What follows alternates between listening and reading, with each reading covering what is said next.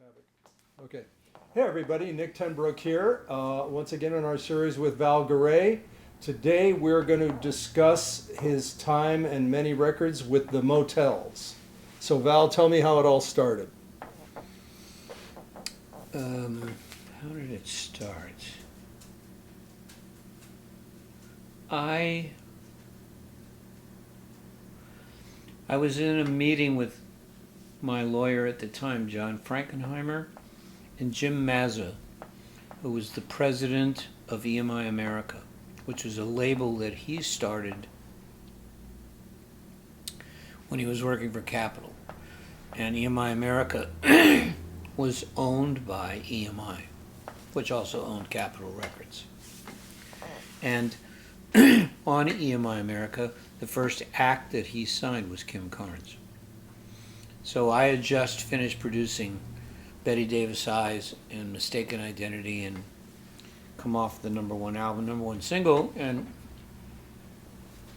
we were in a meeting at Jim Mazza's office, and I don't remember what it was about, but he mentioned to me and John Frankenheimer that they had this band on Capitol that was a huge acclaimed Robert Hilburn favorite pick punk band of the 80s, the Motels, but they couldn't get a hit.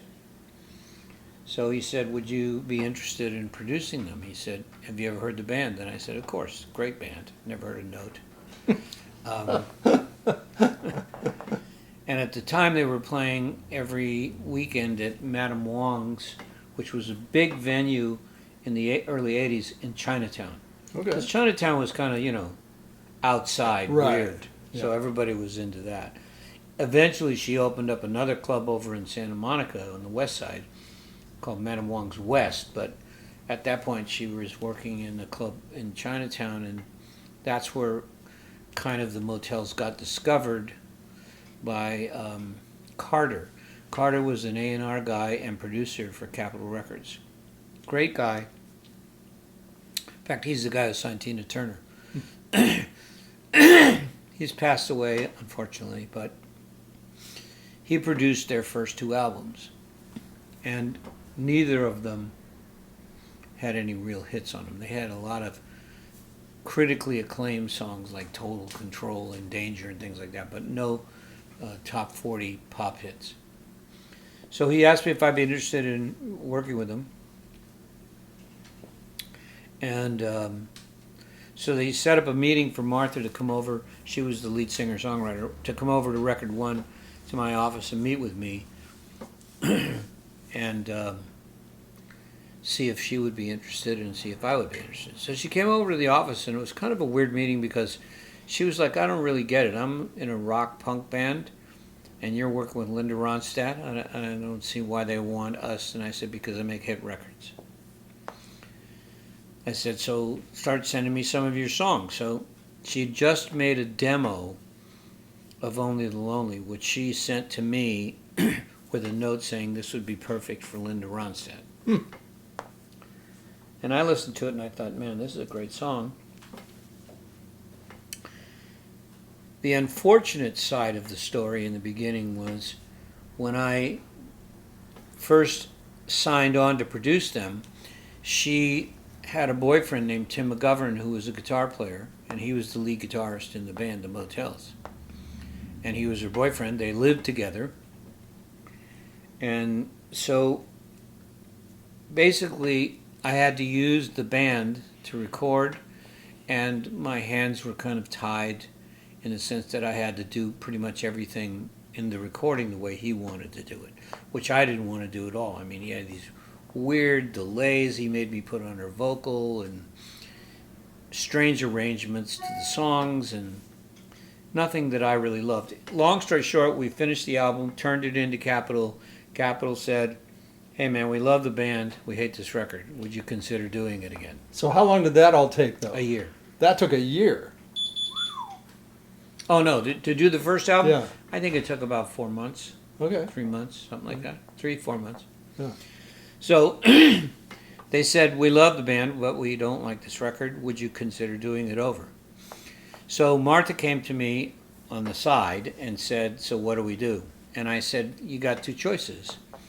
Fire me, hire somebody else, go back in with the band, and go through this movie again, or let me do it the way I want and hire the people I want, and we'll come up with a hit record." So she called me the next day and said that she'd broken up with Tim and thrown him out. And so let's go. So then I hired Craig Cramp, who was the drummer that I used on Betty Davis Eyes, and Craig Hull, who was the guitar player that I used in Kim's band, and Steve Goldstein, who was the keyboard guy that I used in Kim's band. So those three guys became the Motels, and I used their bass player. Let me ask you a question, though. Isn't that unusual for the label when they don't like something? Usually they go, "We're getting another producer." I mean, isn't it kind of, has that ever happened before where they go, "We don't like the record, but we want you, the same producer, to make another record"? Yeah, because they kind of knew what the problem I was. see. That Tim McGovern had forced me to do everything the way he wanted to do it. Yeah. So they knew that I had the sensibility to make a hit record with her, but they just didn't think that it was going to happen the way it was going. So, they gave me the option, and she took it. So we went back in, and again, another 3 or 4 months, and it's interesting because I recut that track to Only the Lonely conservatively, I would say 5 times. Wow. What about the rest of the songs? The same songs or all different songs? Pretty much the same songs, a couple new ones. One of which she wrote with Carter called Take the L Out of Lover and It's Over, which is a good song. It was a really good song. Anyway, or maybe she wrote that with Marty, I forget. Yeah. And the other interesting thing is Marty Gerard was the keyboard player in the band. And he wasn't a very accomplished keyboard player. He was also the sax player. He played the solo in it.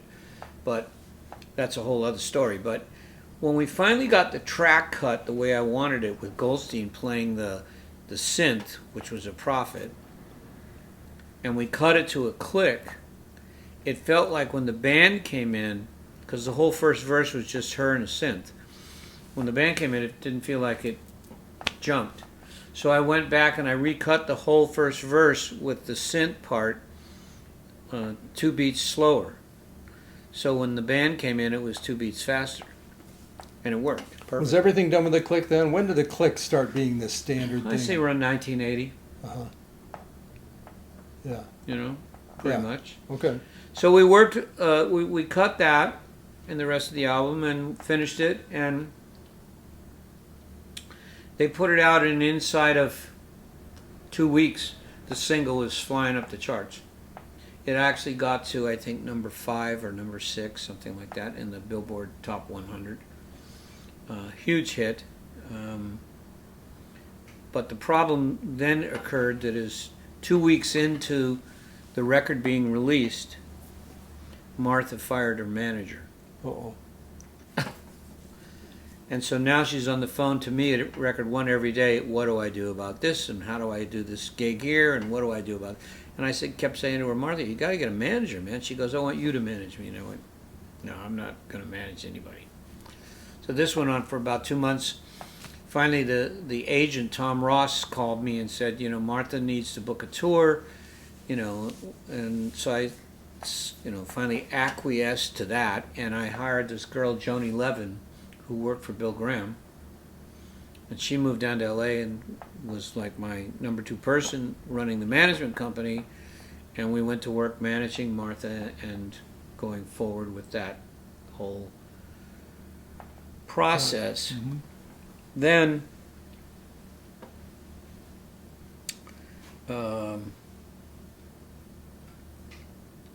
she started doing shows. So the first show that I was her manager was New Year's Eve at Madame Wong's. Wow. Which she got paid for the show, I think, $500. The last show I did with her before she fired me was the Long Beach Arena, where she got paid $250,000. Right. But then she was still proudly being the punk band. Yeah. Right, like she was Well, kind of I mean, resisting. it's interesting in this point in time because I've seen interviews where she completely denounces the fact that she made hit records. She hates the fact that I changed her career style to a big hit pop band as opposed to That's what I mean. In her mind, she still wanted somehow to be a punk band. artist, Yeah. anti-establishment. Yeah, whatever. exactly. Total anti-establishment. And it's interesting too because she put the band together out of the Recycler, which was that Yes, magazine I where you remember. could Yeah. advertise for stuff. And her husband, who she left in Oakland, was a military guy. She got up one day and just said, "I'm leaving." Took the two girls and moved to L.A. and started a band. Yeah. Well, And so the band came basically out of the Recycler, which the original guitar player was Marty Gerard's brother. And then they fired him, and then she got Tim McGovern. And then she got rid of him, and then we used Craig Hull, and then later we did a big audition, and she hired another kid to play guitar, and Scott Thurston, that was his first band, who was for many years Tom Petty's keyboard guy, and Jackson Brown. Scott was a great keyboard guy. The first band he ever played in of any note was the Motels. right. So Now, were those guys that you used on the record? Did they go on the road? They were really in the Motels, or no? no, her band basically went on the road, except that her drummer was this English kid who wasn't very good, in my opinion, and so we had an audition and we hired a drummer. So now she had a different drummer and a different guitar player. Both were really good both were really good musicians. Yeah. So then the label starts hounding me about the next album, and so she's back in the writing mode. And I used to go over, me and Steve Goldstein would go over to her garage in Encino, where she had a garage in her house where she had a rehearsal studio kind of, and they'd work on writing, and she'd write, and we'd come up with all these ideas. And she wrote this song called "Remember the Nights," which I thought was a hit.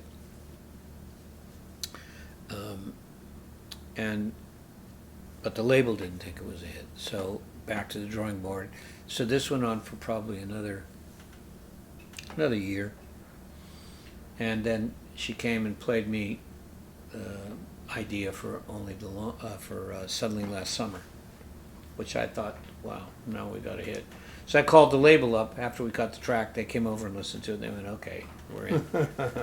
Let me ask you a question though. So during that year, And Steve wrote that with her, but she bought him out. oh, Because the part that goes. Yes, that weird fourth. Yeah, is that's so Steve weird. Goldstein. So out there. I never believed. Well, he he'd let that graduated from Yeah. what's the big music school out in the valley? Oh, Cal Arts. Yeah, right. He's a graduate of Cal Arts. Yeah. He has But a degree. whenever I hear that, I can't believe you let that. It's not like on any pop record. It's a little bit it's odd. great. It's a little bit odd. But what I wanted to say is, so during that year, though, you're not just sitting around waiting for her. You must have been producing some other records during that year, too. Yeah, I was doing Kenny Rogers. I was doing Dolly. Yeah. I was doing a lot Things of came stuff. and went, but anyway. Yeah, so yeah. that But year, during that year, I mean, it took a year to get the next hit. Yeah. So then we cut that one, put it out. That went top 10. Then we tried putting out Remember the Nights, which it didn't go. I produced and directed the video for Only the Lonely. For Suddenly Last Summer. I produced and directed the video for Remember the Nights, which we shot all in Chinatown. And then they booked this big tour. And about 2 weeks before she was about to leave to go on the road, she had a medical exam where she went to her gynecologist and she had a bad pap smear. Do you know what that is? Mm-hmm. And they said to me, she has the beginning stages of cervical cancer, and if you don't Deal do a with it now. hysterectomy and Yeah. DNC and all that stuff, it could metastasize and she could be Right. in big trouble. So I sat down with her and I said, "Look, The record's a huge hit right now. This is the time you need to tour, but I just don't think it's worth risking your life for. So I got her to cancel the tour.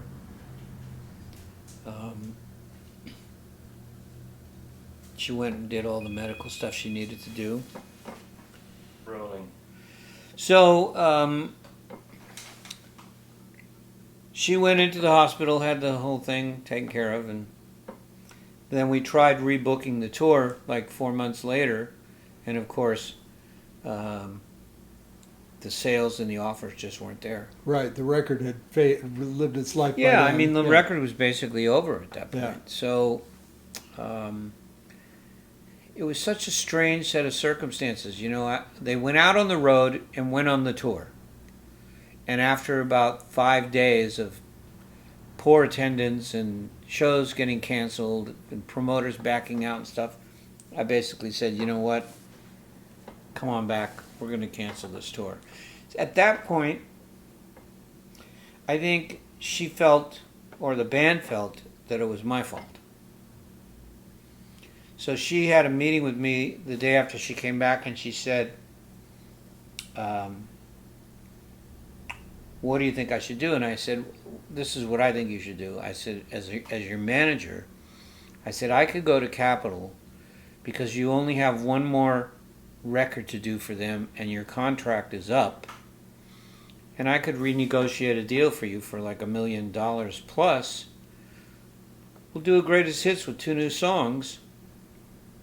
And that'll satisfy the contract. Satisfy the contract, and then we'll renegotiate. And if they don't want to pay the money, I'll take it to Columbia, or I'll take it to, another Somewhere. major label. But Yeah. somebody will take it for sure because you have such a great track record. You just did 2 huge albums, 2 platinum records in a row. Why wouldn't they? So she called me up the next day and said, I'm going to stay with my band and fire you. Wow. And I went, okay. And so she did. So then she ran into the studio with Richie Zito, who he thought he just walked into a gold mine. Sure. Unbeknownst to him that I spent a year on each record trying to get the songs for the hits. Right. He ran in and cut an album that I think sold 15,000 when it came out. And that was the 3rd album of that contract? That was the final one, yeah. Yeah. But then she went in and did a solo record, which I said to her, when I said renegotiate, I said, you renegotiate for $1 million and you do your solo record now while everything is screaming hot. So she said, I'm staying with the band. So she went in and did a Motels album. That bombed. So then they ran in and did a solo record. That bombed. With Richie too? With same Richie producer? Zito too. Okay. And that bombed. Yeah. And then she got dropped from Capitol. Yeah. Blew $1 million. Yeah. And that was sort of the end of it. Wow. Amazing. Yeah. And how many years did that entire Three and a half. enterprise take? Yeah. And the last show that I managed her was at the Long Beach Arena, which was sold out. Yeah. Amazing. Yeah. She did 3 nights at the Universal Amphitheater, sold out. She, I had a friend who was a golf nut and a promoter, a crazy, funny, great guy named Steve Rennie, who had his own private promotion company called Steve Rennie Presents. And so he and I became fast friends, and so he said to me, would you let me promote the Motels concerts in Southern California? So we did the Santa Barbara Bowl, we did the nights at the amphitheater, we did the Wiltern Theater, we did the Long Beach Arena, did all these different venues. We did a big venue in Riverside. She sold like 100,000 tickets in Southern California, and Steve promoted it. He was the promoter, as opposed to Avalon Attractions or any of the big Right. promoters. Yeah. And Tom Ross was saying to me, why are you using this guy? Well, Steve Rennie went on to become vice president of Avalon Attractions. Uh-huh. Then he went to become vice president of Epic Records on the Right, so West Coast. And kinda he signed, good at it. He was good and at he it. signed a band. Well, he was a manager before Yeah. he became he was a promoter, became a manager. Couldn't find a band to manage that he liked or that was successful. And then he went to work for Epic on the West Coast because of a golf tournament he and I went and played in. TJ Martell and the guy who was the head, Richard Griffiths, who was the head of Epic, took a liking to him because he was so outgoing and funny, and asked him if he wanted that job. So then he took the job at Epic and did that for about 3 years, and in the process left Epic with Incubus and was their manager for like 15 years. Right. Took home the 20 million, and All right. now he's retired. And then back playing golf. Yeah, back playing golf. So that's kind of the direction that it went. Right. Pretty interesting. Yeah, but it was interesting that you know, I'm leaving. I'm going to fire you and stay with my boys. Well, she made her decision then. There's nothing you can do about it, right? No. So, but you just never, you know, don't you feel like, successful or not, artists are sort of anti-authoritarian in their heart. And self-destructive. Yeah, but they don't want, even if it works out, they don't like people telling them what to do, Yeah. right? Just Yeah. inherently, they just don't like that as a rule, Yeah. right? They always want to think they did it themselves, as far as Yeah. I could tell. Cool. All right, everybody. Well, thanks, Val. We'll see you the next time. Okay. So should we?